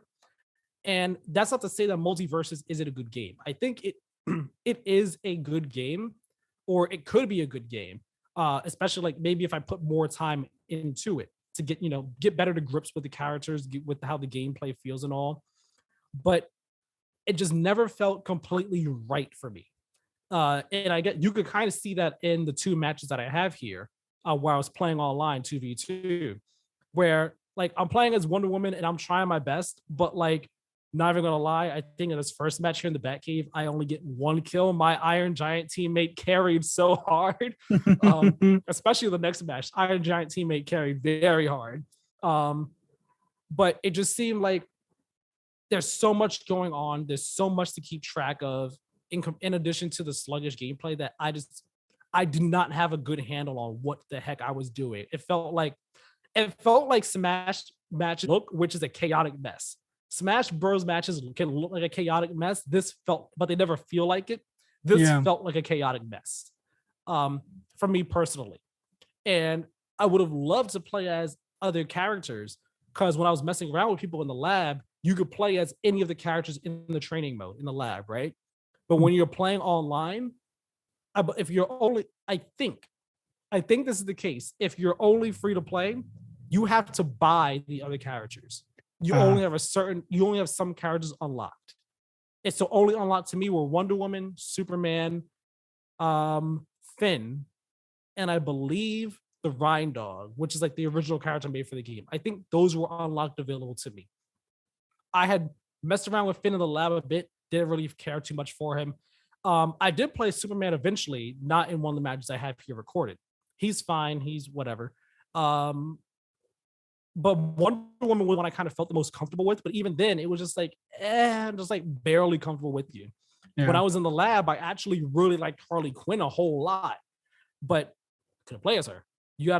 I think you have to either spend 2,000 gold, which you get just by playing matches, or like spend 700 of like the premium currency in order to unlock her. Now, I'm not sure if that's only if you have the game free to play. I wonder if like you buy like one of the more expensive versions of the game, if you get everyone unlocked entirely. I'm not sure. I also don't know if MultiVersus does something that Brawlhalla does, because Brawlhalla is similar to this, where it's free to play. You don't have everyone unlocked to you right away. But Brawlhalla rotates the free to play characters on a daily or a weekly basis. So the characters that are free to you today will be different from the ones that are free to you like the next day. I don't know if MultiVersus does that. And if it does, that would be cool, but that's still annoying. It's still annoying that I can't play as like, any character I would want to play as. I have to only play as the characters that are available to me on this given day or at this given time. And if I want others, I have to grind a bunch to get characters that I actually like playing as. So I feel like if I was able to play as other characters, like if I was able to play as Harley Quinn, who I liked in the training mode, maybe I would have had a better time. But just as the Wonder Woman, I wasn't really feeling her too much. Shaggy, I played around with in the lab. I wasn't really feeling him too much. It just really comes down to the game feel. It just doesn't feel that great to play. It feels, I keep saying it feels sluggish. It feels slow. It feels kind of floaty. It does not feel great. And that's all certainly due to the fact that Smash has been the only game in this field for over a decade. So that is the game I've spent all my time with, like, of this platform fighter genre. I played a bit of Brawlhalla. Brawlhalla feels good. It's nowhere near as sluggish as it's fast paced and all, but I felt that in Brawlhalla, I didn't really feel the impact of my hits like you do in Smash. You feel the impact of your hits here, and there's certainly potential, but it doesn't feel that great to play itself. I can't speak towards Nickelodeon All-Stars because I haven't given that a try yet. But I think just a combination of many things made me feel a bit lukewarm on MultiVersus. I still have it installed on the system because I do want to try and give it a little bit more of a fair shake. But I only played this for about maybe hour and a half last night, and it was fine. It's not terrible, it's not bad, but I wasn't gelling with it all that much. Yeah, from what I've seen of like the reception for this game so far, it's actually been fairly positive. Like it's gotten good reviews everywhere. Like I've seen a bunch of articles like the MultiVersus open beta has had like an enormous start. Like so many people have played this. I do have a little. It has the production values behind it. Like it certainly does. It's well made. I cannot deny that at all. Yeah, and one thing as well is just from my point of view as to what you've just said, like it's in open beta, so all this feedback and all the things that people were saying, I assume they'll take that on board and they'll implement it into the game and stuff. I have information for you. So the free to play version, you just get the characters you mentioned. The founders pack standard edition gets you 15 tokens, or 15 character unlock tokens, where you can unlock 15 characters. The founders pack deluxe edition comes, or in fact, hang on, the standard edition in the UK is $32.99. The deluxe edition is $49.99 and gets you 20 character unlock tokens. They give you other stuff as well, like banners and emotes and stuff like that, or I don't know if they have emotes, but they give you other stuff. But just for what you said, the standard gives you 15, the deluxe gives you 20, and the premium edition, which is £80, gets you 30 unlock tokens. Got it. Okay. Yeah, you see, like that's the thing. You'd have to pay you got to spend money to get all the characters in this game. Yeah. Like they're not, if you're just doing free to play, you're not going to have everyone unless you are grinding super hard to get everybody. Yeah. And it's the same as like League or Valorant or Brawlhalla and stuff like that. Is you either, or Siege actually as well, you essentially buy characters with currency, or you can buy like a different version. Yeah. So that's my thoughts on MultiVersus. I think I'll spend a little bit of time with it some more over the weekend, see if I feel any different on it. But right now I think it's okay. I can't say it's not a good game. Like I can tell there's definitely good production behind it. They definitely cared a whole lot about making this game authentic to the characters.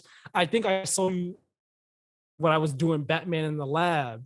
When you do the glide as Batman, like he ends up like covering the dark silhouette, like in the comics in the show. Like I loved that little touch. I was like, that is neat. Like I didn't show it in my footage, but I was actually, before that, I was going back and forth, jumping back and forth just to see that. I was talking to my girlfriend on the phone about it too. I was like, that's super cool. But yeah, there's definitely production values behind it and all. It just didn't really, the gameplay didn't click with me as much as I would have hoped it would have. So maybe it will with a bit more time with it. Yeah, I have installed the beta. I installed it just before we got on, actually, so I'm playing it just after we get off. Cool.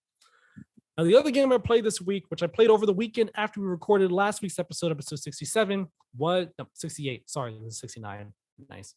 I played Stray. Played through Stray, finished it. We can start this up right here.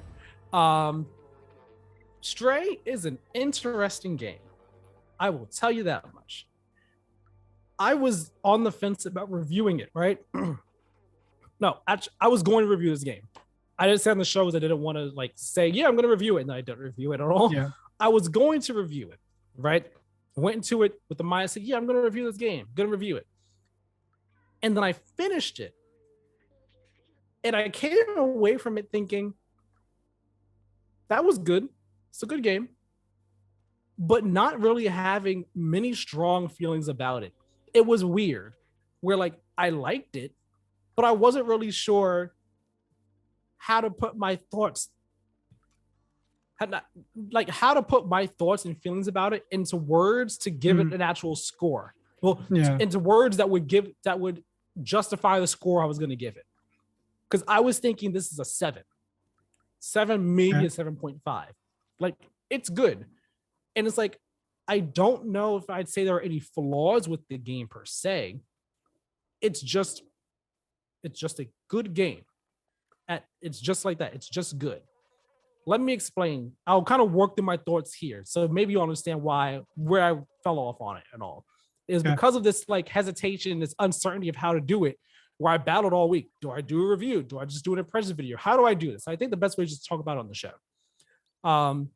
So the premise behind Stray, if you don't know, you are a cat. You're a stray cat beginning the game, and you're with your other cat friends.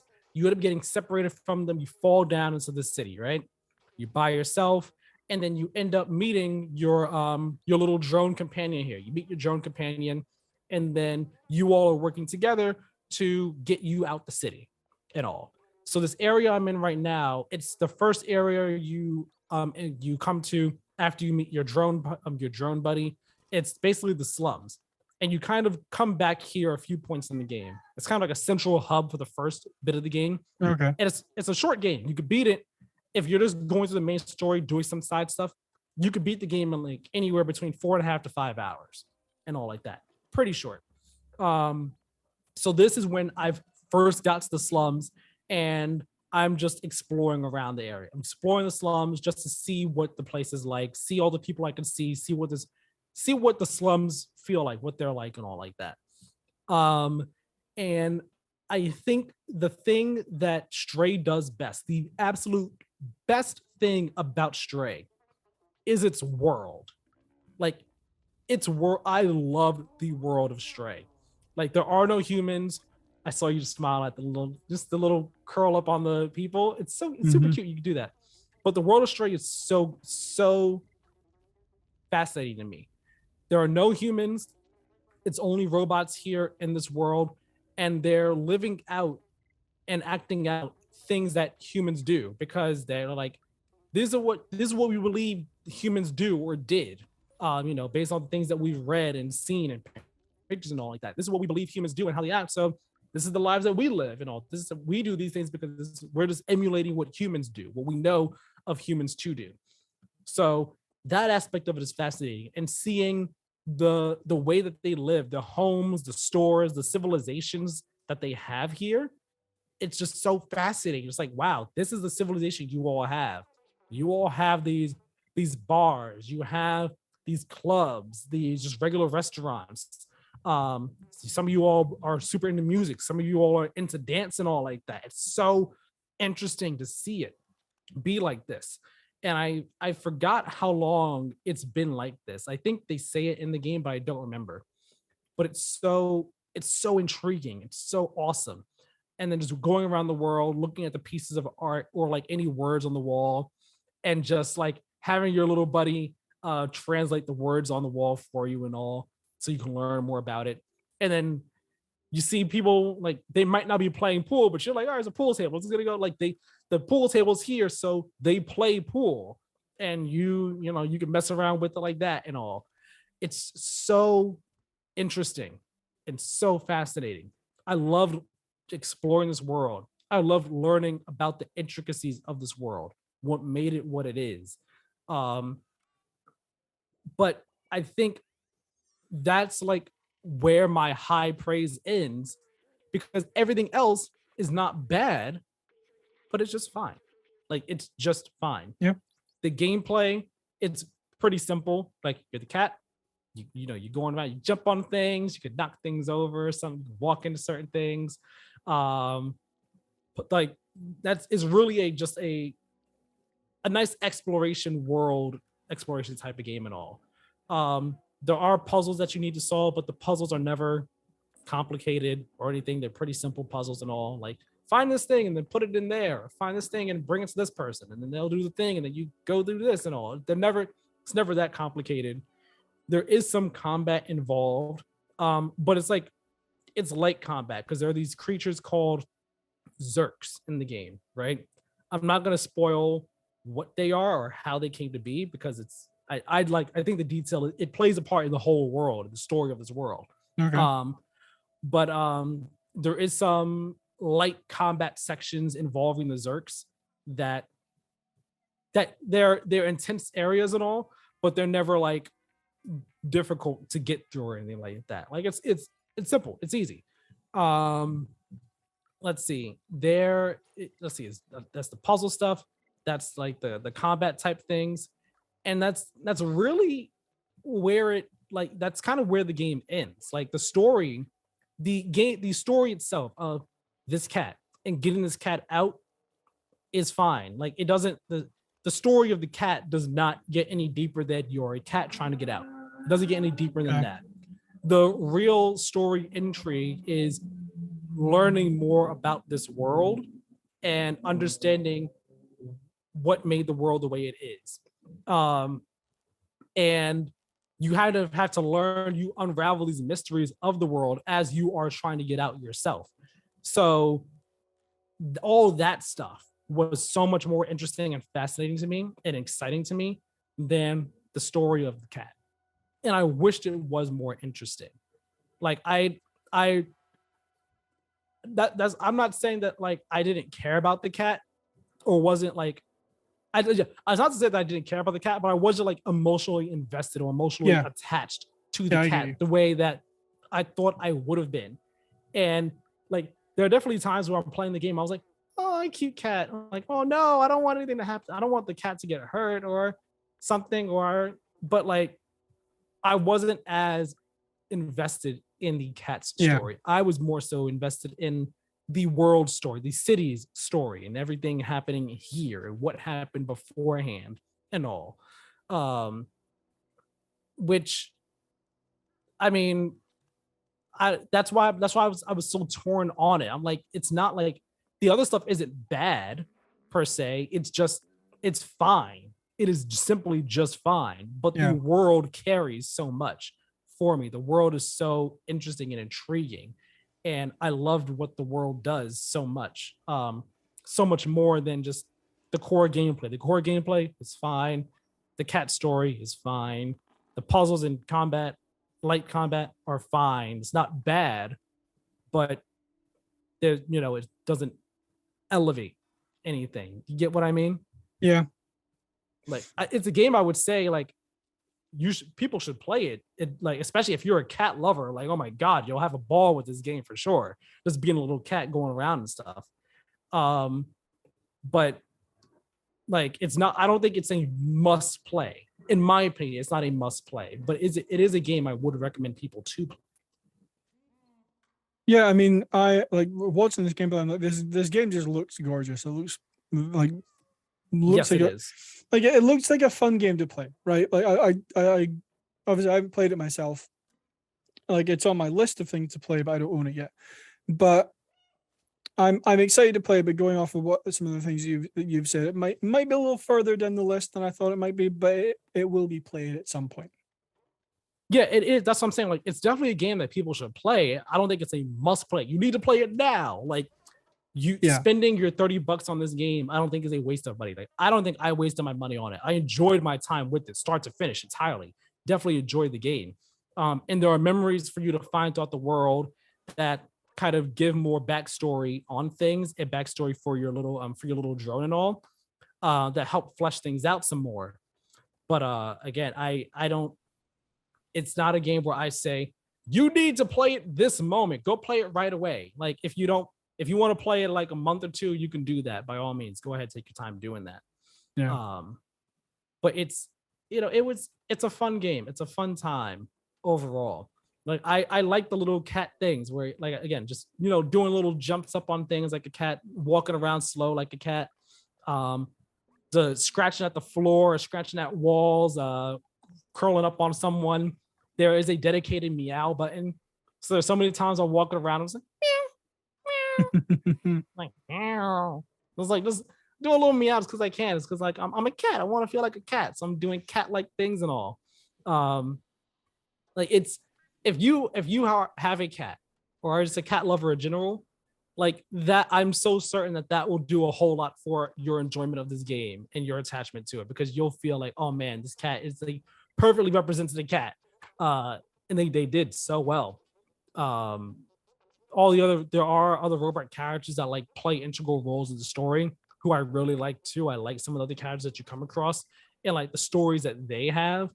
But I don't know. It's just I think the core story itself was just fine. And the way when it wrapped up, I was like, I wish there was a bit more resolution to the cat's story when it ends without really spoiling anything. The cat's story kind of gets a resolution, but not entirely gets a resolution. And I wish there was more to it than that. Like the world gets more of a resolution than the cat does. And I think when you break it down, the game isn't really about the cat. The game is about this city that you're in, and it's just about the story of the city. You're just exploring it through the lens, through the eyes of this cat. Yeah. And working through the story of the city through the cat. I think that's like the best way to look at it. And if you look at it like that, maybe that'll change your perception of it going in if you haven't played the game yet. That might have changed my perception of the game going in had I known that. Like it's more about the city as opposed to the cat itself. But I did enjoy it. It's a fun game. It's one that I think people should play. People will have fun with it. I think it could be. It's a slow paced game. It can be boring. I think I would be surprised if someone thought it was boring because it is slow paced. Like this was the first night I was playing it, and I had played for an hour and a half, and I was like, I am falling asleep. I am because I was physically tired that day, so I was just like, nope. I'm just gonna stop and finish this off the next day. I'm good. It is what it is. But it's a fun game. You got anything else you want to ask me about it? I don't think so. Just that I am still excited to play it. I will be playing it at some point. Yeah, it's cool. You'll probably like it. I hope you will. And again, it's short, like 4.5, 5 hours. If you're just doing the main story and doing some light side stuff along the way, I'm sure there are a number of other side quests, side things that you can like interact with and other memories to find too, where if you want to do all that, it'll add more to your playtime and all. Because I mean, the areas of the city that you go to, like they're dense. Like the slums are pretty dense with things to see and do. There's another area later on that's pretty dense with things to see and interact with and do and all. And I like it a lot. As you said, it's a gorgeous game. Really looks really great and all. So like you could really just sink a lot of time just exploring different areas and just climbing around them and stuff. But Stray's a good game. Stray's a good game. Simple as that. A nice solid 7.5 out of 10 is what I would have given it. Nothing wrong with that. Not at all. Not at all. Okay. That will wrap up episode 69 of the Play to Win podcast. Thank you all very much for watching. You can head over to our website, playtowingames.wordpress.com, where you will find all of our content. It's all in one nice, convenient place, as well as written reviews, review guides about us, all that good stuff. Links to our socials, everything like that. Speaking of our socials, follow us on Twitter and Instagram at playtowingame, where you will get updates on the show, other random stuff we post. Fun time over there.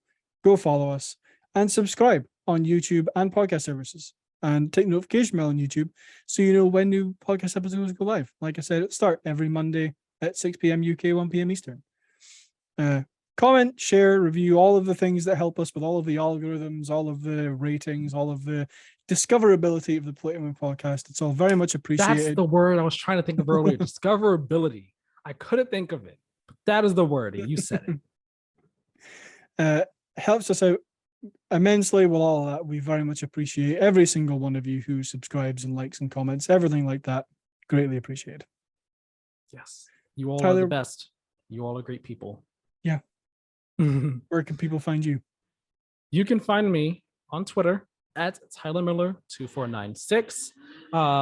Where if you don't know, I talk about games and movies and anime I'm watching and playing and stuff like that. I'll probably be talking a bit about Nope after I see it. Spoiler free, of course. Also, talking about lightly about Beyonce's new album, Renaissance. Mm. I'm not a Beyonce stan in any way, shape, or form. I've always liked her stuff, but I've never been like, she's the greatest thing since Jesus Christ. Yeah. Like many people on the internet. Never been like that. But this new album from her, it's pretty great. It's a great album. It's fun. Nice. I'm enjoying it. Listen to it all day at work, just to get like be able to form an opinion. Because when I listen to music, I listen to albums multiple times. Like the first few times, it's just like, feeling out, vibing to it and stuff. Yeah. But then after that, it's like to try to listen to it a bit more in depth, like see how things sound, see what like they're talking and stuff like that, to form like a full solid opinion on, what I think of the album. And I do it just like over a couple days. Sometimes it's super quick and easy. Other times, it takes me like multiple days to figure it out. And I never try to have just like my 1 day opinion and that's it, finalized. Because like day one is like day one. That you need like a few days to like have an opinion on it. So go listen to it some today, listen to it some tomorrow while I'm cutting the grass, doing some yard work. I'll have a finalized opinion on it by Monday, but I think I'm pretty near there with like my final opinion on this album. So you talk to me about that on Twitter as well if you want to talk to me about that. I'll be happy to talk about this new album over there. Yeah, talk about that and some other stuff. Now let's talk some game stuff over there on Twitter too. Yeah, let's talk GTA 6. Let's talk Stray. Let me know your thoughts on Stray. Let me know if I'm crazy also about MultiVersus. Am I like off base about MultiVersus, or let me know if you feel the same way as I do, that it feels sluggish and all. Let me know your thoughts. Yeah, go and do that. You can find me on Twitter at badlynet, BDLYNET, all one word. I just looked up the last time I posted anything on Twitter was the 12th of July, so a little bit ago, but yeah, I tweet sometimes. Some stuff. Every now and then he lets out a little tweet. Yeah. Every now and then. Thank you all very much for watching, and we will see you next week for episode 70. Have a great one.